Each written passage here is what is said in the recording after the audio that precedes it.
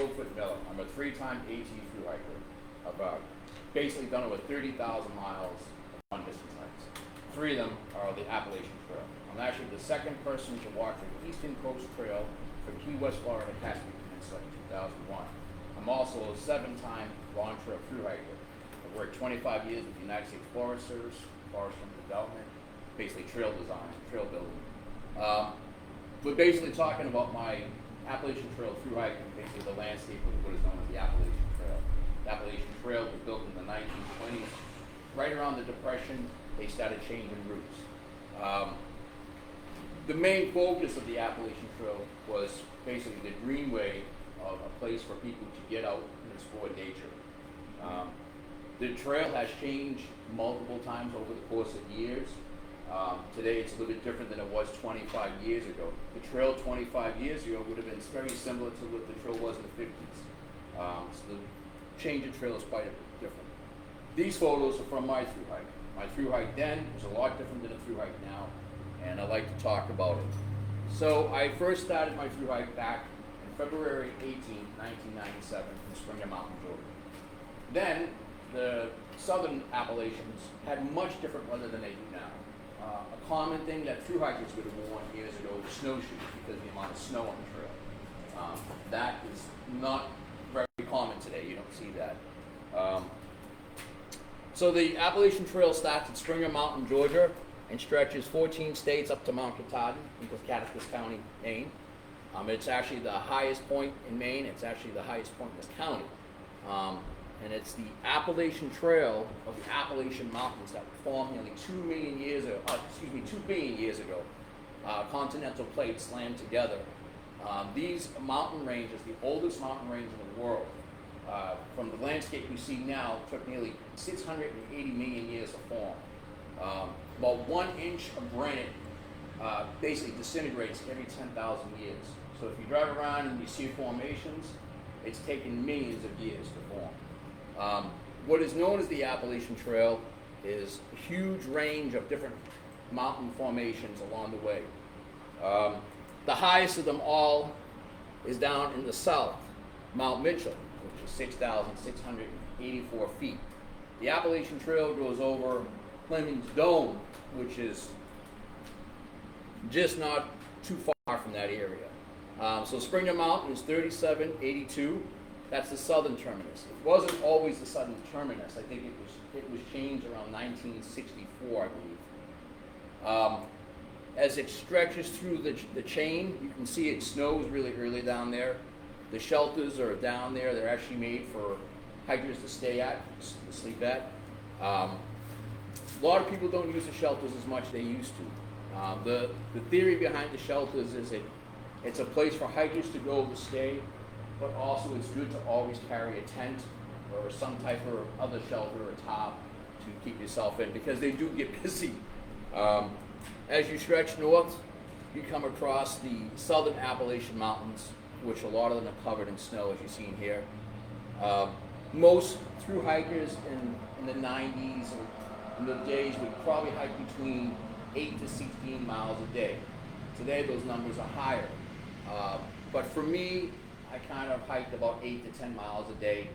Sometimes I would do my 14s, but basically it was a slow hike for me. The shelters down south were, as they were in the Smokies, were caged, mainly because they had bear problems. But later on, Forest Service found out that the cages were more of a problem than they were having no cages. If you were in a shelter that had a cage, you were actually in prison, because the bears would wait outside as long as they could to get food. You'd find yourself in there for a couple days, and then you have no more food, and you're like, you got to get out of here. So, and they were really pushy bears. So, the snow is pretty deep for a lot of the Smoky Mountains. These actual snowshoes here are the ones that I did use on my thru hike. They're pretty much primitive today to what most people use. These ones have about 570 miles, 600 miles of thru hiking on. If you don't carry snowshoes, excuse me, you find yourself pretty much in knee-deep or waist-deep snow, which is not good day after day. Again, more chain link fences, excuse me. The terrain goes up and down quite a bit along the Appalachians. The old Appalachian Trail was mostly road walking, a lot of Forest Service roads and whatnot. It would go into the mountains and then would leave and go back in. Only within the past 15 to 20 years, they kind of changed it more to be rougher. Again, snow is typical in the balds.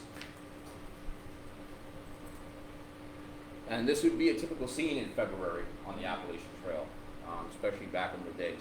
You do see snows today, but not as bad as it used to be. Also, the southern Appalachians are very similar to the White Mountains. We can get this dramatic change in weather where it could be, you know, some days can be 20 below at night, and other days can be 20 degrees. It all varies from time to time. They're very beautiful mountains. They're gorgeous. These shelters, excuse me, that go up the trail. This is the Overlook Mountain. Basically, it was an old barn, a hay barn that was used for hikers to stay at. Actually, this has been closed since I've thru-hiked it because it's been having foundation problems. But you'll find a lot of hikers will take refuge in here during a storm or a night. The southern Appalachians are a pretty wide range of beautiful mountains. They consider the southern Appalachians to have some of the best sunrises and sunsets. Again, the shelters years ago were, a lot of them were built by the CCC, and a lot of them still exist. A lot of people won't stay out of them. The biggest problem on the trail with shelters is mice problems. A lot of mice get in them. A lot of fields, you come across a lot of fields. This section of trail does no longer exist. They've actually moved it recently. And maps and compass. This is actually not too far. Excuse me. This is off the trail a little bit. Maps and compasses were common back in the day. A lot of us carried compasses, and a lot of people carried maps. It was kind of the routine to learn your maps and compasses before you head on the trail. We didn't have cell technology or GPS systems then. My gear? Sure. So when it comes to the gear has changed quite dramatically in the past 20 years or so. A common thru hiker back in the day would carry between 30 to 50 pounds in the beginning, depending on what type of gear he had, or she had. Probably the same basic backpacking skills are still around. You have a basic backpack, a sleeping system, clothes, food, a sleeping pad to sleep on. Probably one of the biggest differences is weight. It was common back in the day to carry 45 pounds. It wasn't, most people today probably didn't carry that, but it was common. One of them is the resupply demand. Down south, there was very few places to get resupply. Now it's a lot more resupply. One of the things that we used for the trail years ago was a thing called general delivery mail drop. We would basically make our packages at home and then pack them with food that we had, hydration or snacks, and then ship them to the post office so we could pick them up later on. They were great, but after 6 months or 7 months, you open it up and you're like, what is this? It's moldy brownies. People would want to share them. So the gear has changed quite a lot as well. One of the things that we used to use a lot was leather boots.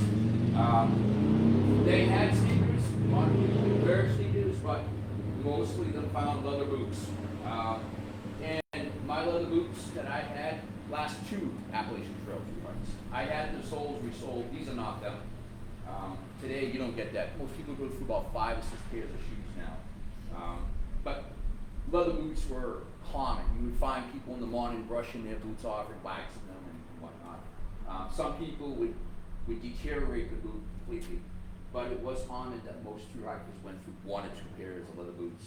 For some like myself, stayed with 1 pair, depending on how you maintain it. The other thing is, we didn't have cell technology, so I carried books. I was going to college at the time, so I was learning a lot about wild edible plants. So these are actually the books that I had. Wild edible plants and Thoreau. So my books alone weighed 3 pounds. You wouldn't even have that today. Carry that. That's not including my guidebook and my maps. My food bag weighed between 10 to 16 pounds. My water filter, my clothes, and my stove all added up with about 7 to 10 days of food, about 35 to 45 pounds. And that was on my back constantly. You're basically living what you gear on your back. One of the biggest things that people say is what makes a thru hiker accomplish a thru hiker. It has nothing to do about his or her gear. It has to do with the mentality, day in and day out, living in nature, and you have to deal with the environment, what may come your way if it rains, it snows, anything. The other thing that you have to find yourself is you have to be open-minded, and you have to just let nature do what it has to do. You have to equip yourself. Whatever this journey is going to take me, it's going to take me. A lot of people today can find themselves getting out of it pretty easy. For us, it wasn't the case. So if we were stuck in a shelter with a blizzard, then that was a common thing that we would have to do. I do find that for myself, people ask what made my journey more enjoyable was me just being in nature. I found that I was grounded with nature. So today's viewpoint on the trail might not be the same as I had done it. But the other question that I get a lot is people ask me why 3 times. Well, for me, it was every time I went out, the social abilities, first of all, the socialness of it on the trail is completely different. People come from all walks of life. And one thing that they have in common is that all hiking the Appalachian Trail. You have doctors, you have people in between college, you have people who are homeless. Everybody's on the trail. You never know who's who, but what you do find is they all have the same communication that you have. And that becomes a brotherhood. Almost like you find yourself looking up to them and them looking up to you, and this is what makes the movement of the trail, basically. Almost everybody has the same type of skill in their mind that they're looking forward to what they're going to find. A lot of people go out for a social, a more spiritual way. They're looking to find themselves, that they're missing something in their lives. I've known men and women who have lost their loved ones, that they're going out to find themselves, to find out what they want in life. People like myself find out I'm grounded to nature, that I want to go out in nature. So you have a wide range of time. Most thru hikers thru hike between 4 to 8 months. That's every day being on the trail. Within that time, you're out every day dealing with nature, trail. You have more than enough time to figure out what you want to do in life. For me, I needed to go out 3 more times. So one time wasn't enough. So as we go up the trail, we find that the trail has different changes down south. The landscape is very more, I wouldn't say rugged as it is in Maine and New Hampshire, but more gradual slopes, a lot of switchbacks up mountainsides. Deal with the environment. You might have days of cold, you might have days of rain. You for us, when it used to rain, we used to call it liquid sunshine. You kind of look forward to the rain, because when it's raining, you're like, wow, this is really good. I don't have to deal with that heat, or it's, you feel refreshed. You learn to basically accept nature for what it is. You have to either deal with what nature throws at you. You can't pick up the phone. If you wanted to finish it, you had to just deal with it. So I think every day dealing with weather is common for a thru hiker. There's a lot of ups and downs, mentally and physically, but the mental part of it is the achievement of it. Most people who start the trail are not in good shape.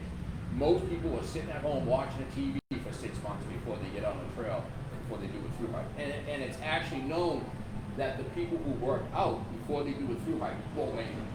That's not the type of people who are going to make it through. It's the people who are sitting at home reading books. Oh, this looks like an adventure. I want to get out. I tell people all the time, make sure you gain weight before you go on the trail, because you lose a lot of it. As we go up the trail, it's very scenic.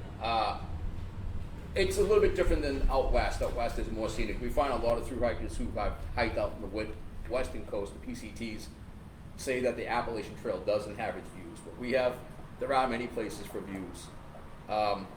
Again, the Appalachian Trail is blazed in white for the main route, north and south.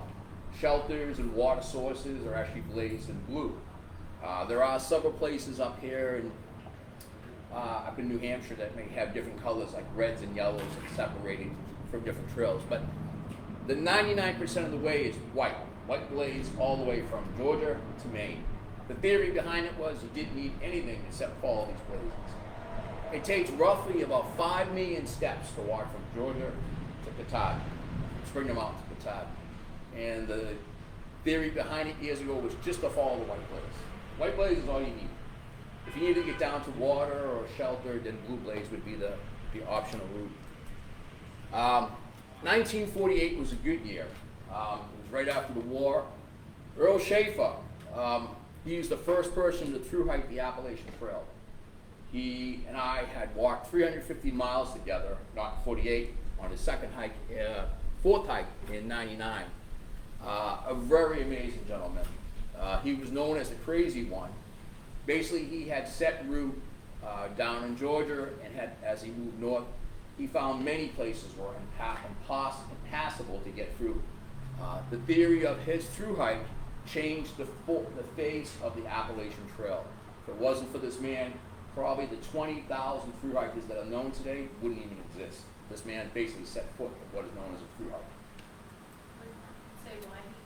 What's that? You want to tell why he hiked? All right, so the reason why he hiked, he originally had plans to hike with a friend of his who was they were in the service together. His friend had passed away in the service during wartime, and he basically changed his course on hiking the trail. He basically dedicated his life as a trail angel, basically the first trail angel, someone who was up on the trail all the time. He had thru hiked in 48, he had done it again in 50, and then he had done a lot of it in the 60s, and then later on he had done some in the late 90s. But he was always on the trail. A lot of people would find him building shelters, and he was just a really, really nice guy. He was, people would call him the crazy one because his views on things were definitely old school, but he was a really, really nice guy. One thing about Earl Schaefer that's kind of funny was that, let me go back here. If I go back. He's smiling in this picture. People who have taken photos with him over time would never find him smiling. He was one of these individuals that he would have definitely this grin on his face or didn't want to take a photo with anybody. This was during I had done a lecture in Hanover, New Hampshire. He asked me to do it. I went out. This was back in '99, and very happy to see me and happy to talk to me. So it's one of these pictures that people laugh about all the time because you don't see Earl Schaefer laughing or smiling. He was a great guy. Again, there's a lot of shelters on the trail. There's about 300 shelters from Springer Mountain to Mount Katahdin. Here or there, there's a lot about that in shelters.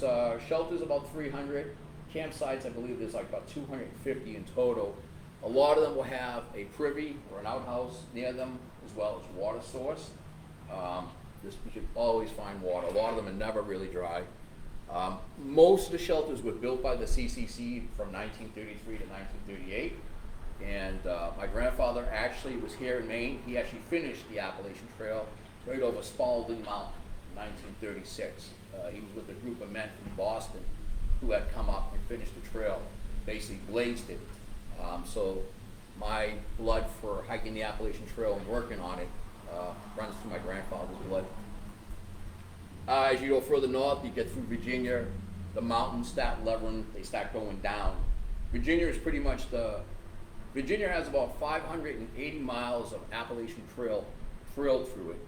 It's the first largest amount of land mass past Shenandoah Park down to the lower West Virginia landscape.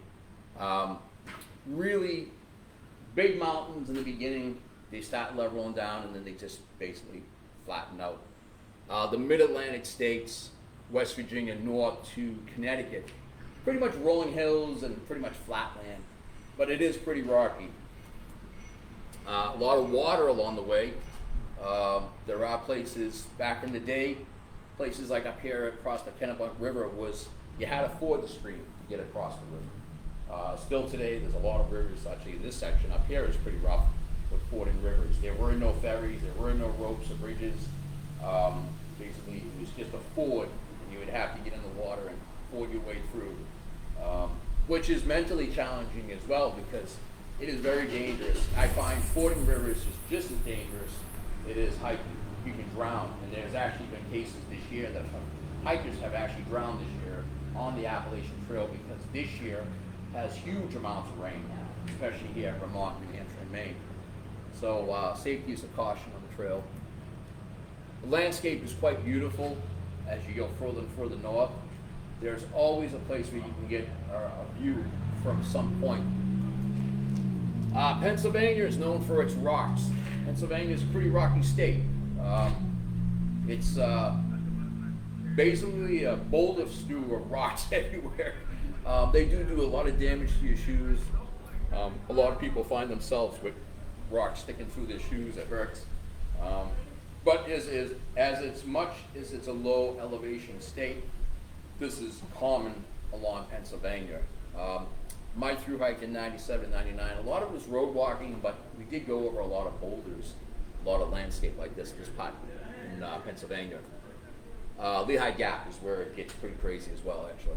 So Pennsylvania, New York, New Jersey are the mid-Atlantic states. This is actually kind of a cool thing because the Pennsylvania part of the Appalachian Trail is basically the heart of the Appalachian Trail. That's where it was formed, that's where it started, that's where they started blazing trails. The PMATC, Platonic Appalachian Trail Club, founded by Ben Mackay and Marvin Irving. Irving was from up here in Maine, and Mackay was from Massachusetts. Both didn't get along very well together, but they both had this vision of the Appalachian Trail. The club itself started in Pennsylvania. This is where the trail was built. Pennsylvania is really beautiful. A lot of people don't like it, but it is very beautiful. Again, backpacks were heavy. Basically supplies were, you carried all your supplies with you. I believe this is actually in Massachusetts. I was coming up. One of the things on the Appalachian Trail that most hikers have to deal with is not showering. You don't get a shower as much as you want, and you find yourself dirty and sweaty. It's a lot of work. Most hikers hike probably 12 to 14 hours a day. It's an average, but make sure you take your breaks and you drink a lot of fluid. And my pack may be big. I think it's about 35 here. But that was a common weight for backpacks back in the day. I think it's from Mount Greylock. Greylock is the first 3,000 footer from Virginia, from central Virginia. So once you get out of central Virginia, there's really no 3,000 footers until you get to Mount Greylock in northern Massachusetts. Then you get through the higher elevation. Looking out, this is over at the Teutonic Range, which is just to the west of the Appalachians. They're actually ancient volcanoes. But yes, the landscape is, the valleys are a lot of farming land back in those days. No cell towers. No cell towers existed. Top of Greylock, one thing you notice is I'm wearing gaiters. This was a common thing for hikers years ago to wear. It actually goes back to World War I, where military would wear high-level gaiters. The gaiters protect you from grass and water and whatnot. You can see that I'm wearing leather boots, probably made in Italy. These boots still had thread. They had probably close to 1,700 miles, and I still had more than enough thread on them. I find that my boots kept my feet safe from rocks and roots. I did not get blisters or broken toes or any of those things. You're very, very unlikely to find people hiking with boots. They are very heavy. Most boots back in the day weighed 2 to 4 pounds. That were really high-grade, thick leather. But didn't have any blisters, didn't have any broken toes, didn't lose my toenails, had no hot spots. That is a common trait today of hiking the Appalachian Trail. A lot of people have broken toes, lose toenails. Never had that. Again, heavy backpack, but it's all mental, so you just keep trucking along. Mount Greylock was a nice set for me. I had hot weather in 97, so the time I got to Greylock, it cooled off a lot for me. Again, backpack. When I was weighed at the station in North Adams, they said I was the lightest weight that they seen all year, reaching 43 pounds. I thought that was heavy. They were like, that's light. Most of the thru hikers had pretty heavy packs coming up. The Vermont Lawn Trail. The Vermont Lawn Trail was formed and basically made in the early 1900s by James P. Taylor. He was an environmentalist and a Harvard grad. He formed a trail from northern Massachusetts all the way to the Canadian line, 270 miles in total. It's a beautiful trail. They call it Vermud because it's always muddy. Another reason to wear those high gaiters. The Appalachian Trail runs about 100 miles of, about 140 miles exactly of trail from Massachusetts to Hanover, New Hampshire. It actually goes due north and then east from Killington east. This is actually a section further up. Again, this is a beautiful shelters they had on the trail years ago. One of the things about Vermont is it's very muddy. When I mean muddy, a common day on the trail would be a couple inches of mud, sometimes knee deep. And the viewer of hiking the Appalachian Trail is to stay on trail. It actually does damage to get off the trail and walk around it because you're actually making the trail wider. It's actually good just to stay on it and deal with the mud and just don't make more erosion. Vermont has this period in the year, like just like what we do up here, where there's mud season. Their mud season is really difficult. A lot of people hike on their mud season. It actually destroys the trail. So it's a little rough up there. Again, got the same heavy backpack and the gaiters. You know, one thing that you see is that you're really thin. You burn a lot of calories on the trail, a lot of calories. Vermont has beautiful sections of landscapes. The Dorset Range. These are tectonic mountains. They're actually, Dorset Mountain actually has a marble quarry. Some of the marble was used down in Washington, D.C. Again, a lot of hiking, a lot of carrying your pack. You get used to it after a while. It becomes a part of you. There is rock everywhere. Rock is common on the trail. Even though they reroute the trail from time to time, you always find rock on it. The other thing that's nice about the Appalachian Trail when you get to the northern states is there's a lot of old fire towers that you get to climb. These are really beautiful. This one doesn't exist anymore. This is Bromley Mountain. And looking out, this is Bromley looking out. I believe this is, so this is looking south to Stratton Mountain. Stratton Mountain actually has a real big history on the Appalachian Trail Lawn Trail because it is both foundations of the vision for the Appalachian Trail, the Lawn Trail. Both Ben Mackay and James P. Taylor both seen visions of the Appalachian Trail and the Lawn Trail from its summit.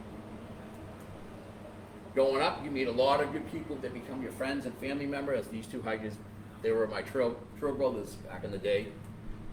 Relocations were common, mainly because of private property. The Appalachian Trail used to go down a lot of woods roads. They changed it to more rougher terrain, if you want to call it, mainly because of private property issues. You find old signs like these ones that still are basically gone into nature now. There are a lot of swimming holes up here in the Northeast as well. They are down south as well too. The signage is great. We didn't have cell technology. We basically relied on our maps and signs to figure out where we were along the trail. They gave us an idea.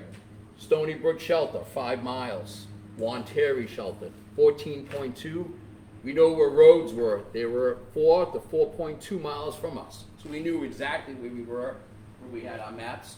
We really didn't get lost at all. The trail is cut very beautiful. These rivers, this river actually has a problem this year. Someone had lost their life on it. These rivers can become very, very dangerous. This is actually pretty low right now. At that time, this year, a fellow named by Steady Eddie was drowned in this river. He had went downstream 1.5 miles. One thing about crossing rivers, it doesn't matter how much your pack weighs, you should always unbuckle it. Because if you go in the water, you want your pack off, you can survive without your pack.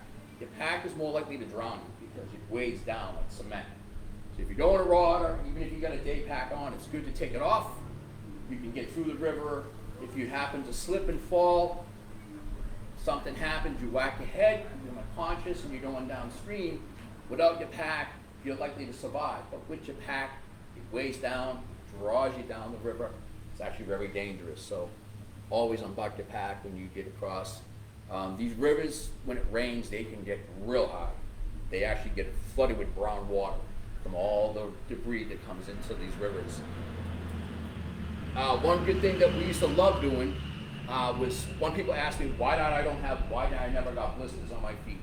I would find time to soak my feet in cold water.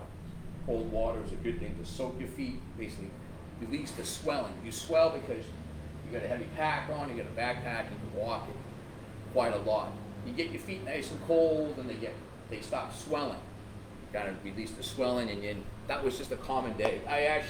Earl Schaefer had told me, he said, if you want to hike the Appalachian Trail, put your feet in cold water and that will actually help you. So it actually helped quite a bit, actually.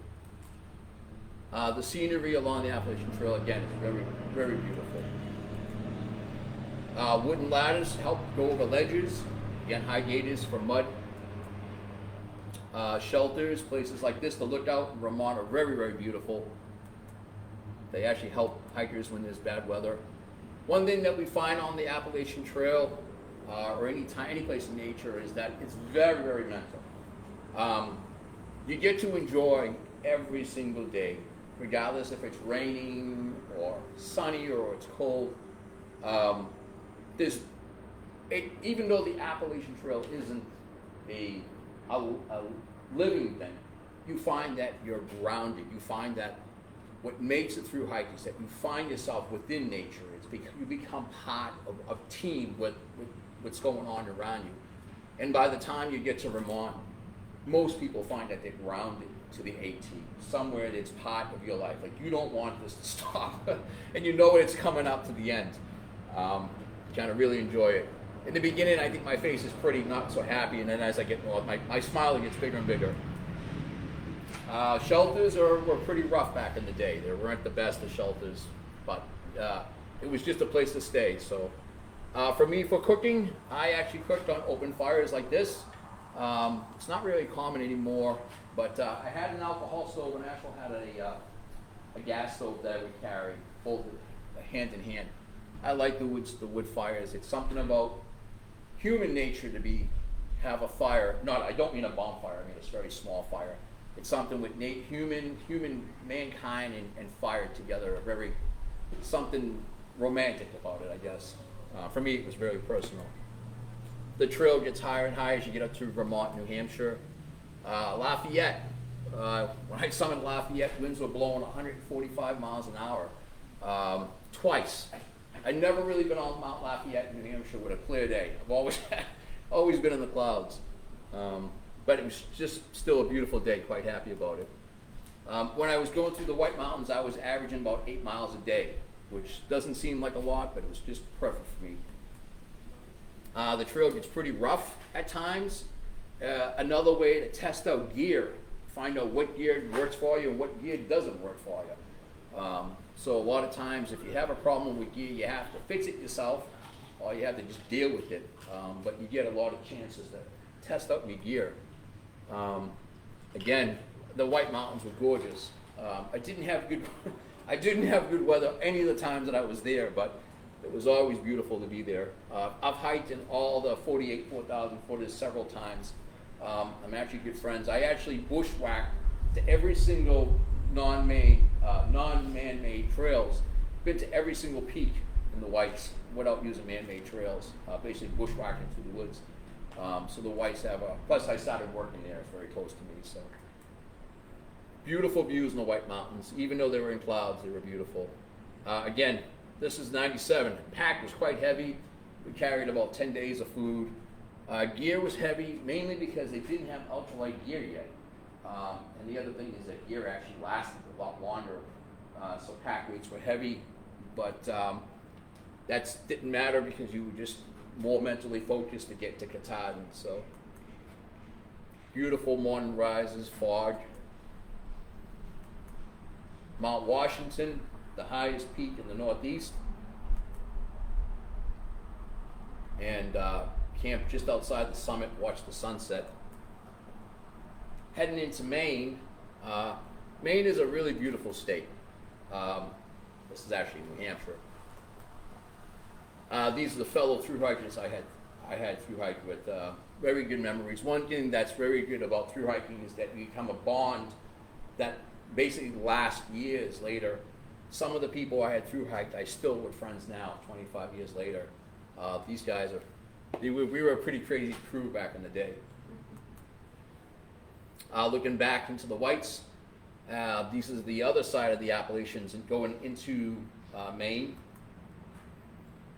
This is actually called the Mahoosic Range. It is the range of mountains between New Hampshire and Maine where they can basically connect, where New Hampshire, northern part of the Appalachians meet the southern part of Maine. This is pretty much the roughest part of the AT, this section here coming up. They call it the Mahoosic Range. Welcome to Maine. If you ever grew up coming into Maine years ago, if you lived in Maine, when you first drove up 95, they had a blue sign that said, "Welcome to Maine."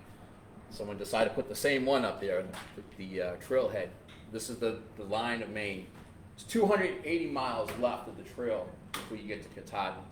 Some people do it in 2 weeks. Some people, like myself, do it in a month. For me, I had done about 500 miles of the IAT through Maine International Appalachian Trail in 2001. It was a long journey. It took 2 months to get through Maine. Goose Eye. This is a really rough section of trail in Maine. This is the famous Mahoosic Notch, basically a boulder strew of rocks, boulders, for 1 mile. They call it the toughest section of the AT. It's basically a ravine-filled boulder strew. People have to go underneath these boulders and over them, some of them titty-totter. You can find ice any time of the year here. It's very cold sometimes. It's just a beautiful section. This is another kid I was hiking with. He's looking back, trying to figure out, how are we going to get through this? How do we get through this? It's really fun, actually. It's a really fun section. How long did it take you to do it? When I did it, it was 3 hours. Yeah, it was about 2.5. About 2.5. We started from Goose Eye. Oh, Goose Eye. Yeah, it was to get to Notch 2. We got just beyond the Notch, and that's it. I said, I'm done. Yeah, so the funny thing about the Mahoosic Notch is everybody complains about the Mahoosic Notch. That is not as bad as the Mahoosic Arm that goes up, because the notch in the valley is pretty good, but the arm up is vertical rock. So there's actually called the Mahoosic Arm that basically climbs out of the notch. That is horrendous. It's just and actually, I think the next picture, this is the Mahoosic Arm going up, the start of the Mahoosic Arm, which is basically rock going vertical. So actually, the lower end of it, that mile, isn't so bad. It's kind of fun. But the arm going up is it's just horrible. But it is, you find that there's, as long as it's not raining or snow, or I think probably the worst part would be going through this is during light. There really is no shelter. There's rock everywhere in there. So Fuller Mountain, which is the shelter actually before you enter the Mahoosic Notch, is just on the other side of this. A lot of ledge, a lot of ravine in there. Going up. This is actually going up Old Speck. Old Speck is the first big mountain as you get into Maine. It's a pretty big mountain. Beautiful fire tower on top of it. Beautiful view. Always clouds. I think I find most of my time hiking on the Appalachian Trail was in the clouds. I think more time. I didn't spend much time out of clouds. I was always in the rain, fog, and whatnot. Bemis Mountain. This section of trail in '97 was brand new. The original section went over Elephant Mountain, went down inside what is called Cranberry Notch. This was the first time that this section was brand new in '97. Bemis Mountain, which is just south of here, about 100 miles, right off Route 17. Actually, I think that's Route 17 there, looking back at Bemis Mountain.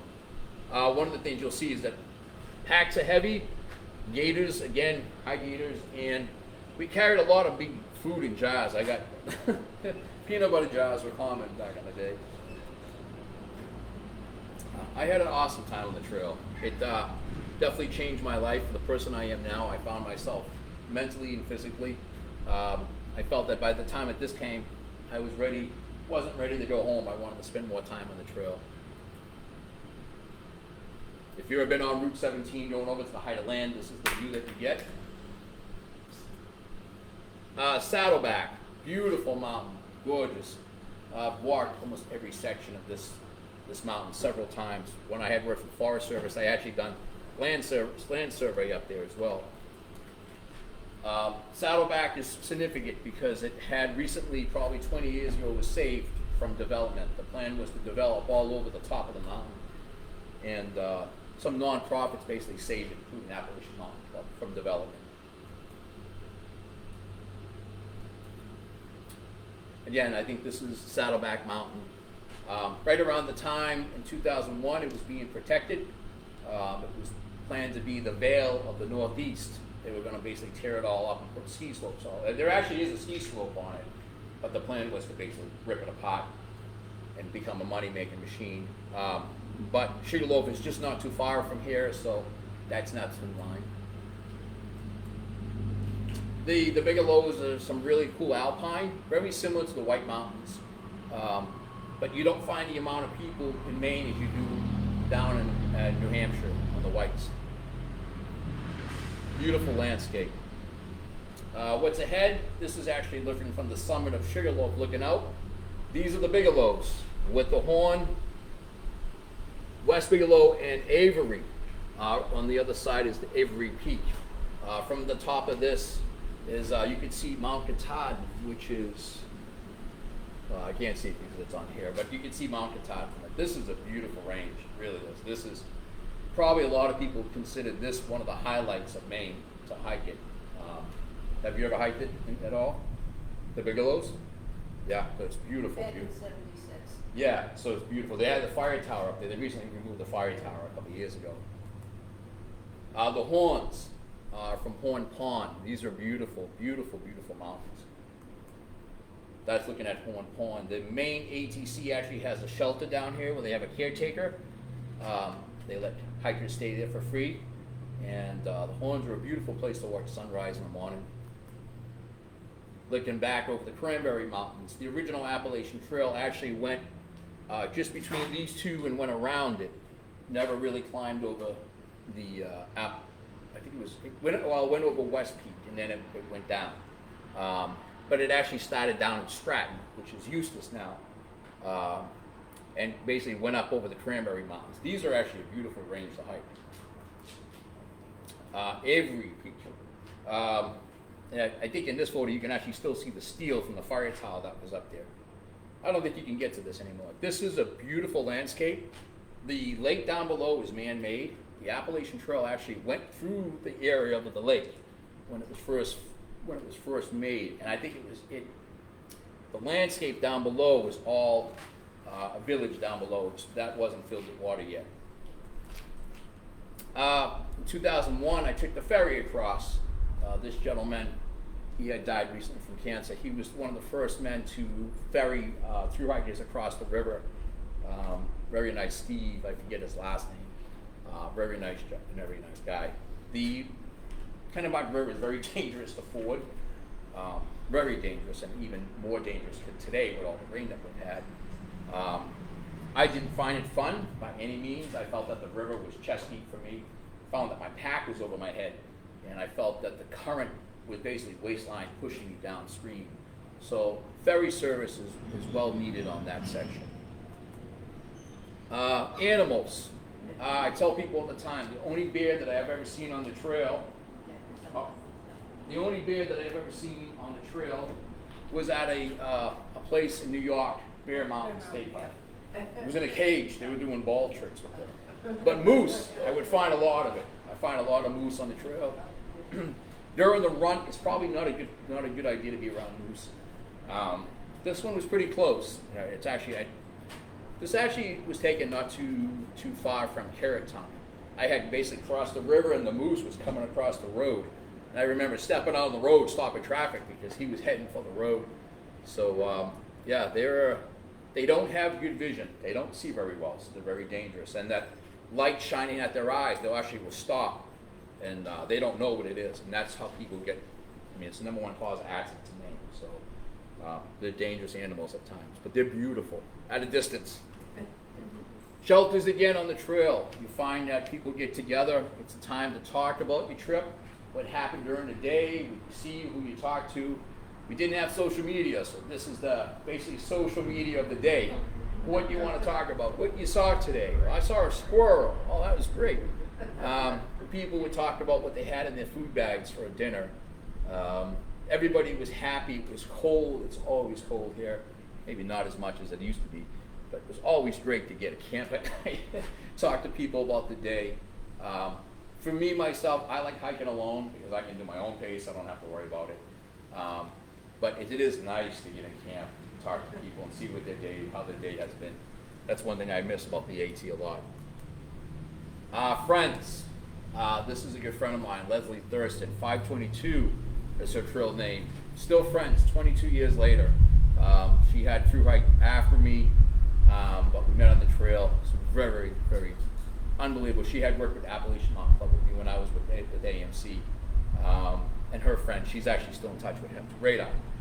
So, yeah, people on the trail, one thing we find is a bond and a connection that we all stay in touch. There's something about the trail that when you become a thru hiker, there is this community bond, and it doesn't matter if you started 50 years ago or just last year, you become friends with those people. It becomes a relationship. They're trail brothers and sisters.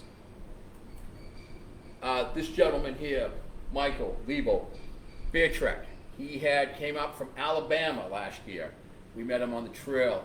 He said that I spent every single day talking to him on the phone, on his cell phone. Basically, I had done the Appalachian Trail for the 4th time, virtually. Every day spoke to him. Sweet guy, really nice. He actually has a website that he had done last year when he was on the AT. Walked from Alabama all the way to Katahdin, Bama to Baxter, and did a beautiful, beautiful video. The videos that he did all the editing that night in his tent. Technology, but unbelievable guy. Feeding wild birds. These are blue jays up here in Maine. I wouldn't recommend it, but they are kind of cute. You can get them sit on your head. This is one thing about gear. I actually had the hat made for me at the time I wore, and we run a business. I'm the CEO of the company called Mountain Blaze right here behind me. At the time, I was testing out gear that people had made. This was a wool hat. I loved it. I wish I still had it. My wife makes hats, so we're pretty much where it came from. This hat actually has a significance now, 20 years later. Actually, 25. This is from '97. This hat is actually a wool-made hat out of merino wool that had a fleece lining in it that was cut off from another friend who had made a fleece hat for me. I had taken the top of the hat off, put the fleece on, and then put the wool hat on over it. I came up with the idea and had several people talk about it. They're like, that's not going to work. Here we are 25 years later, and that's what we sell for merchandise. So it did work then. Probably didn't work for 25 years, but. Shelters again. This is actually in the 100-mile wilderness.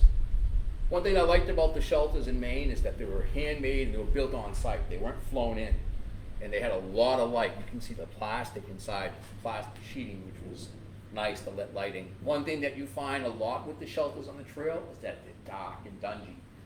Kind of just a depressing feeling, especially down south. The ones down south they weren't very, some of them smell like a toilet. It was really gross. But the ones up here in Maine are open. A lot of them are made by Naughty Pine, and they have a lot of light come in, natural light, makes you feel good about it. The sunrises and sunsets. This is from Whitecap. Whitecap is one of the most beautiful mountains I've ever been on in the whole Appalachian Trail. Maine has a significance to me. Maine, I found, was the most beautiful state on the Appalachian Trail. Even down in the Smokies, I didn't find it more beautiful. Maybe because I have a link to it here, but I also find that it was just so beautiful. There was very peaceful and quietness along the trail. Something about the beauty was just stunning. It is very rough. Maine is one of the roughest states. They do say it takes 13 states to get through Maine. Maine's the 14th of it. And if you can finish Maine as a southbounder, if you go in direction south and you can finish Maine, then you can hike any state you want because Maine's the roughest of it all. But Maine is the most mentally challenged of it. A lot of people will give up in Maine because it's hardness, but it is very beautiful. The Appalachian Trail sign, this is the end, Katahdin Streams. I had gone through Dacey Pond, which is no longer existing.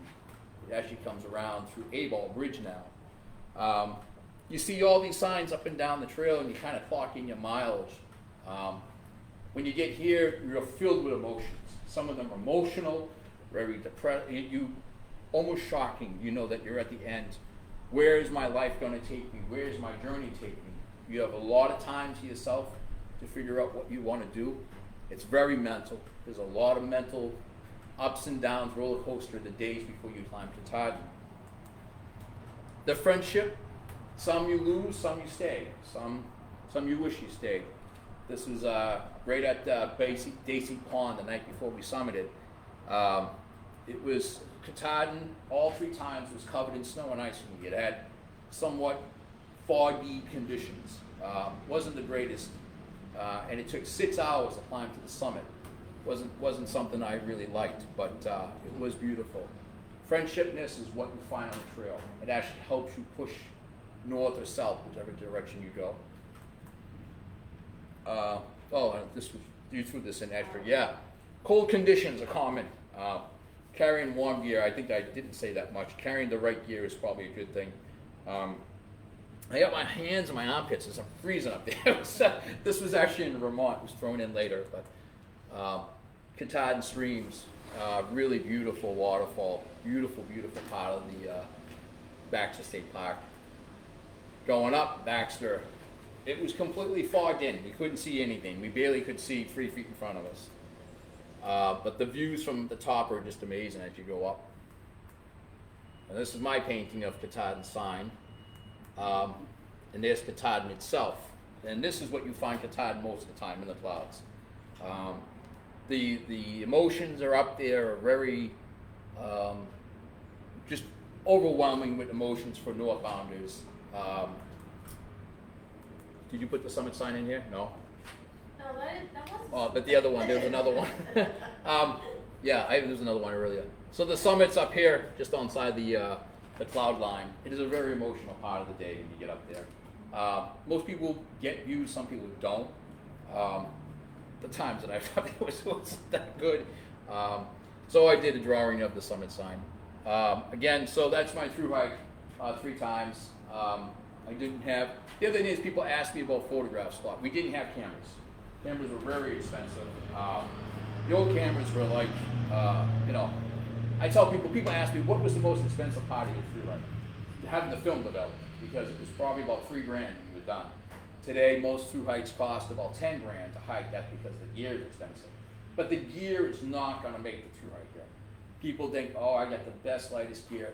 That is not going to make the thru hiker. What makes the thru hiker is what's in the mind. You can go and buy the cheapest gear or even use the oldest gear. And if you can keep up with dealing with the everyday, when's this rain going to stop? When is this heat going to stop? That's what kind of gets you motivated, not the gear.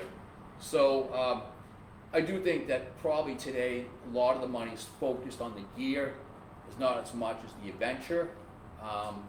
But nevertheless, it's about the same, I think. I think everybody goes out to search. It's a soul searching event to find yourself, find what you're looking for. Some of us don't find it the first trip. Some of us had to go for the second trip. Some of us, after 20 trips, we still can't find it. People still out there. But there are several people who are on the trail.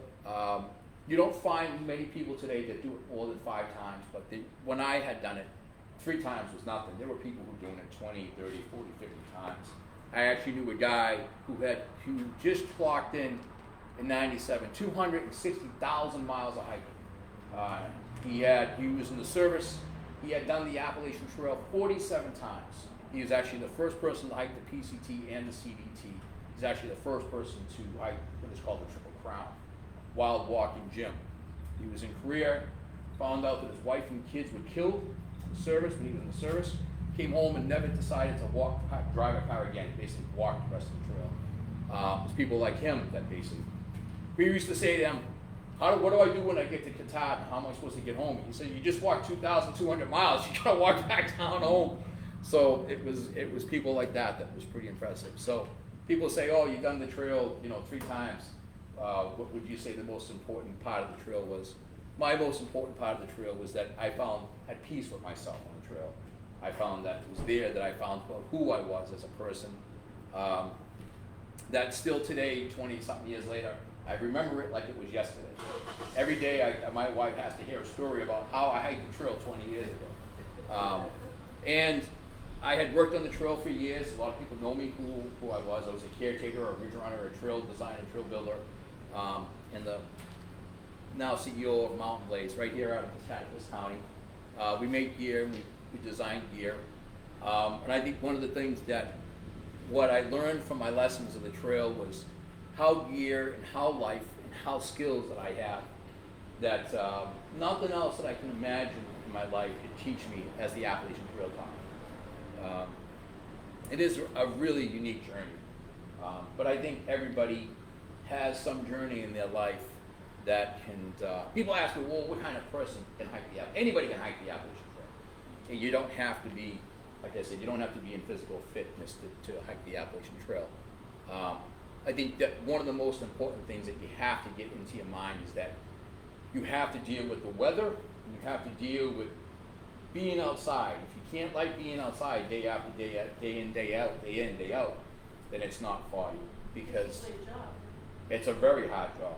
It's very, very mental. The gear is not going to help you get through the adventure. It's what goes through your mind. Oh geez, we're going to get a wall of water for 5 days. What can we do? When that water's hitting, you're like, wow, I'm alive. I'm freezing. Man, my body's freezing. I got to get going. This is getting cold. And then after you get that, you got to deal with the heat. You're like, man, I wish that rain was back here again.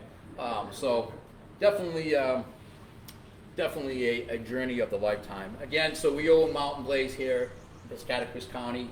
We've had it since 2016. We make a lot of things. My wife makes some really cool hats. We make some gear. We deal a lot with thru hikers. We do a lot of stuff for a lot of the thru hikers. A lot of the thru hikers on the trail know us. Our gear is pretty well known for the thru hiker community. Our hats, our gear. Some of the gear is newer. It's not the gear that I had used when I thru hiked. It didn't exist then. But what I do know is that we use a lot of the designs that I had thru hiked with. So it's very common to, that's how you can find us. And thank you very much. Any questions? I get a million of questions. Yeah. Is Massanutten Mountain now connected to the AT? This is back in '80 they were talking about. I didn't finish. I got as far as Springer. I know Okay. as far as Damascus. I was a teacher, so I couldn't take the time up. Then I bought a horse, so that took care of a lot of my hiking. I could have left her for 3 years. She had been a school horse at my old barn, so everybody knew her, but something I wanted, so I just wouldn't leave her. But back in '80, they were talking about connecting 40 miles of Massanutten and at both ends connecting that to the AT. Not that I remember in 97 or 99. Not that I remember going over it. Fizzled out. Yeah. There's a lot. So even my thru hike from 97 to 2001, there's about 30% of trail that was missing. They had basically started moving things. They stated that it had a lot to do with, private property, but I also think as an engineer with that kind of field, I think that they wanted to get it off the old roads, make it more rougher. Is it good, is it bad? I like the old roads. I find that there's something about them walking down an old road, carriage road with stone walls on both sides. That's to me more delighting than seeing rocks climbing all over the place. But Yeah, do you remember when the two kids from Dover were killed on the trail? They were in Comfort School. I don't remember that. No. That was around 81. No. I'm from Boston, so original, a little tiny article in Boston Globe about when the trail was closed. Well, another girl and I went down there, we got down to Cloverdale, 11 miles above Roanoke, and we stayed in a motel and asked the girl, has this guy been caught? She said, yeah. Very quiet guy, said what happened, and got what, 7 years? Oh, okay.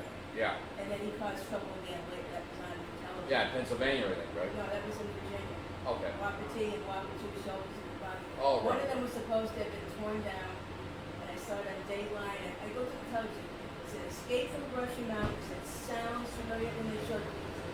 Oh shit, that was supposed to have been torn down. Yeah. The guy, There is crime on the trail. I find. 20 murders in Virginia. Yeah, I find that a lot of the crime is down south. Yeah. And you don't find it as you get north. I tell people who want to hike, I tell them all the time, if you're going to camp, go into the woods and camp. Don't camp on roads. I remember on my thru hike, 2 girls got killed, and they were camping right on the road, and they always say, go in the woods as far as you There can. was a case where in Virginia, 2 girls were camping, and one besides, we stay in bed, and sleep in bed with longer, so she got up late, there's another guy living at the lean-to. He's gone. Yeah. Already. There have been problems with in Pennsylvania, but I mean, so you know, when I did it in '97, the Appalachian Trail went over an area of Virginia called the Virginia Highlands that was poorer than any third world country probably ever can imagine. They recently moved it out of there, probably about 20 years ago. They found a lot of crime with hikers and going through these villages. They moved it out of there, and they said, "Oh, this is a much better area." But I also tell hikers a lot. I tell people, if you're going to camp, you got to stay away from it. You don't tell anybody. The difference between my thru hiking days and today's, everybody knows everybody's information by social media. When I thru hike, the only thing you knew of me is my trail name. You wouldn't know anything else about me. You didn't know who I was, where I came from. I ain't going to tell you anyway. So, you know, if you get somebody at the road crossing, they're like, "Hey, where you from?" "I'm hiking the trail." I'm not going to tell you. One of the things that probably most of the people today, there's too much of this technology that people know everybody's information. Some of it's good and some of it's bad. But I think years ago, for most people who were hiking the trail, the reason why they went on the trail was to get away from society. There's this whole thing about how magical the trail is. People go to the trail to seek fellowship with nature and themselves. I always say they really shouldn't bring a society, outside society, into the trail. I found myself a lot of times just being out in the trail. I prefer rather being out in the trail than being in town. I would find myself going to the town, getting my mail dropped, packing up, heading back to the trail. And then it also cost me, it saved me tons of money. Because when you do go to town, you spend money, buying this, buying that. Pack up, go to town, get what you need, pack up, get out.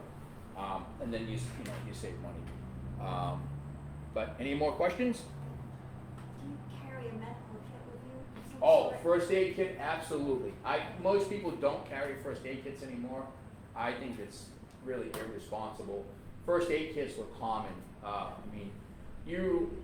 The only person really, you rely yourself on yourself. You went out there for yourself, you should take a first aid. I think every time you go out, even, backcountry hiking, hunters, if you talk to hunters, most of all hunters carry first aid kits with them. All of them. I've dealt with hunters, and they all have first aid kits.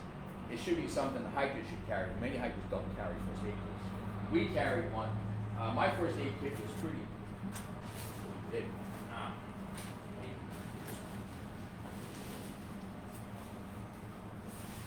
The typical first aid kit would be something like this, where you have, ace bandages, emergency blanket. Every person should carry emergency, even in your vehicle. Something ever happens, you get hypothermia.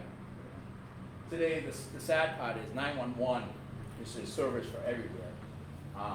But it's search and rescue. I've done search and rescue. It is no fun for a search and rescue to go and rescue somebody that should have reliability on its own. Carrying things like ace bandages, band-aids, sewing thread if they have a torn pair of shorts or something like that. First aid kit should always be in a pack. Blisters, even things like, water filters are common on the trail. Some people don't filter the water. I filter the water. I don't feel like getting a stomach problem. But you should always carry things like Tums, Pepto-Bismol, things if you get an upset stomach, eye drops. I actually used to carry a dental cap with me, like a rubberized ball in case I knocked my tooth out. Many times when you're walking, you fall. When you fall and you hit your face on a rock, you're going to lose your tooth. There is no dentist in sight. So if you can keep your tooth from falling out. Some people don't mind walking around with blood all over their face. I do. I don't mind. Coming out of the trailhead with blood on your face doesn't look so good. I've always carried a first aid kit. I don't rely on myself on anybody besides myself. What about medical emergencies? Medical emergencies, I think I was talking about this earlier. Medical emergencies back in the day were not like they are today. We had, back in '99, we had in '97, we had a gentleman in the 100-mile wilderness, a young kid that had appendicitis. Didn't make it out. They couldn't get out of the roads yet. So today, 911 is the most common thing. The helicopters would come in. Back in the day, when it was an emergency, you had to deal with it yourself. And that's why I said the tooth. The other thing is, I used to carry, my compass actually has a mirror in it. the compass that has a mirror is very good, because if you do have something where you have, this one has a mirror, if you do have something in your eye, like by a branch or something, you can look and see that you have it in your eye, you can have it removed. I carried eye drops with me for that reason, to lubricate my eye to get it out. A lot of people actually, last year, a bunch of people had wood in their eye from, branches getting slapped in the face. You should always carry it. First aid kits. A lot of people are like, you don't need it. It's better to have it than not have it at all. If there is a really bad emergency, there's always a way to get out. Anything else? When I did the trails, this is 73 to 82, the question was, which was the most difficult section? Moosehead Notch or the Stickoas? I say the Moosehead Notch. This is Stickoas one. Right, the arm going up is very, the Moosehead arm going up is very But I steep. meant just Notch one. Notch one, well, it's dangerous if it's wet in there, and it's thunderstorm, it's dangerous. Yeah. But going up the arm, it's all wet. Yeah. It's very seldom is it dry, and it's very vertical. That first section is a lot of boulders where you have to kind of climb up. Then you got ball plate on the other side as well. But through the Notch, I find that people find it more relaxing. It's just a slow pace, taking off your pack, sliding it through. Yeah. Yeah, definitely, it's a lot going up the arm, and then it's open, it's exposed to weather, which is dangerous. Yeah. Because you're exhausted from going through the Notch, now you gotta deal with. Did it the next morning. Oh, did you? Yeah, the arm is, and then Old Spec is pretty rough, and then going down over to Ball Plate is that's kind of crazy over there as well. Yeah, when I did the 100-mile wilderness was right after a hurricane. Yeah. So we stayed on the old AT, a lot of the Oh, roads right, instead. Roadwalk. But the two things that I took with me were an umbrella. Mm-hmm. This way I didn't have to put on full rain gear, my pack was covered, Yeah, and transistor radio just for the weather reports. right. Yeah, I carried, actually, people laugh about it a lot, I carried, at the time, it was a Walkman. And you could get a lot of AM stations down south. So if a weather report came in, you would get it right away. But back in the day, there'd be one guy who'd go to town and he'd pick up a newspaper, like, yeah, what's the weather forecast? Everybody was looking at the paper. What's the outcome for weather? Because everybody kind of worked around that. So, did you want to ask a question? Oh, no, I think I was just stretching. No, and speaking of weather, I hear it. I'm Yeah. hearing that, so Yeah. I don't know if we may be. Thank everybody for coming. Thank you so much. That was great. Great job.